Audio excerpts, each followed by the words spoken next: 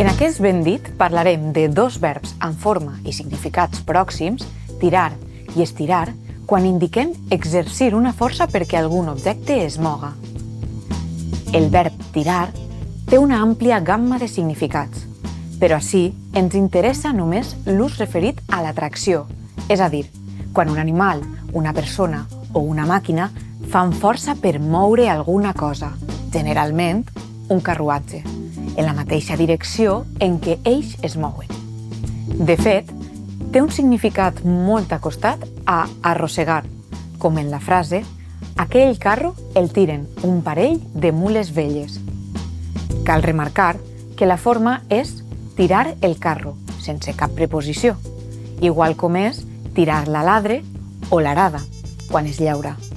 El taüt reial anava sobre una carrossa que tiraven 6 cavalls blancs. Els carros carregats d'arròs ja no els tiren mules, sinó tractors. Un altre verb relacionat és estirar, que vol dir exercir una força per atraure una cosa cap a nosaltres.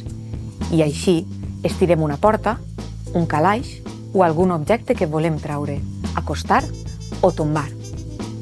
Igual com tirar, estirar no porta tampoc cap preposició.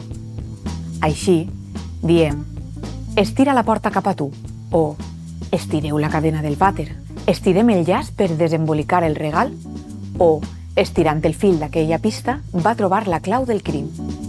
Observem que no és, com en castellà, tirar de la puerta o de la cadena o de l'hilo, sinó que simplement estirem la cosa en qüestió. De manera similar, ens estiren les orelles si ens reprenen amb severitat, o ens estiren la llengua si ens fan parlar més del compte, o ens estirem els cabells d'haver fet alguna cosa si lamentem molt haver-la feta. Ben dit, quan apliquem una força cap avant per arrossegar, tirem, quasi sempre en referència a carruatges. Si fem força per atraure cap a nosaltres, estirem la corda o el fil, o bé, en el pitjor dels casos, ens estiren les orelles o la llengua, o ens estirem els cabells, però sempre sense de, ni tirem de, ni estirem de.